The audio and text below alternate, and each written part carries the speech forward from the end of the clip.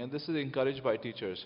Again, I'm correlating these skills that children would be getting access to along with things that they would be doing in a real work environment or training them for it. Individual strengths, abilities, and interests are important since their own interests can reinforce learning, making it propagate itself. Children and adults on the spectrum need time to cope with sensory overload because of their work environments.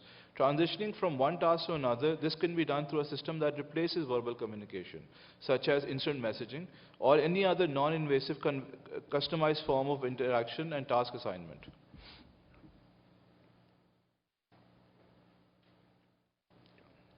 A customized desk environment, which includes toys or personal objects, can be one way to transition from a school desk to a work desk. Just as schoolwork is supervised, in-training work must also be supervised or checked, particularly when unfamiliar work is being done. With time, the requirement for this supervision decreases and the child becomes better by practicing.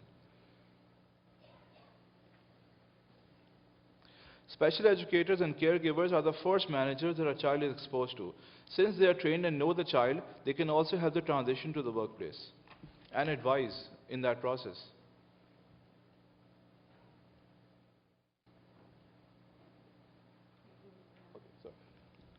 For each professional work task, an estimated completion or submission time should be specified. It's very important for children to understand the concept of how and when it begins and when it ends and when they have to move to the next task.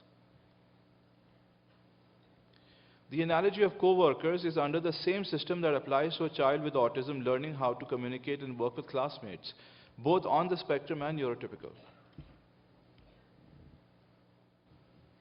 The use of technology is a great equalizer. This can speed up the process of transitioning by showing children with autism videos of their own public or social behavior. This has been done internationally and is our way of video modeling. You show the children how they're behaving, you make a video of that and show it to them, and they do pick up very fast visually on this, as in how to sort of gel better into the environment.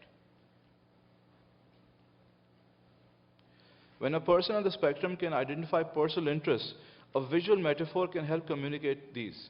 Instead of conversation, visual maps or mind maps and making lists of these interests allow both a self-reference as well as a way to communicate with others.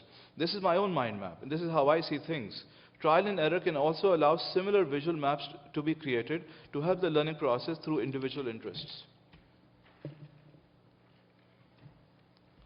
Preparation must be done. Children on the spectrum need time to practice and understand new skills. They need to repeat and they need to gain confidence. And finally, this does prepare them for the work environment. A lot of practicing is done, and hence it's sort of, you get a better response if they're slightly younger, and this process starts earlier, just as Stephen Shore has just said.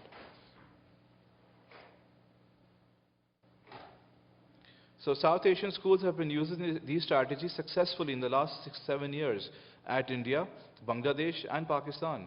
The only drawbacks they face is limited space due to a large number of students who apply and the slower transition speeds of older students.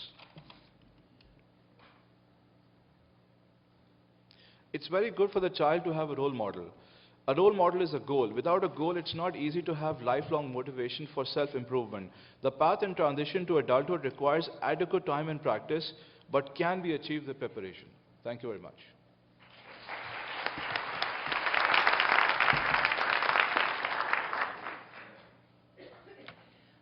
Thank you. Okay. I'd like to ask you a question. Yes.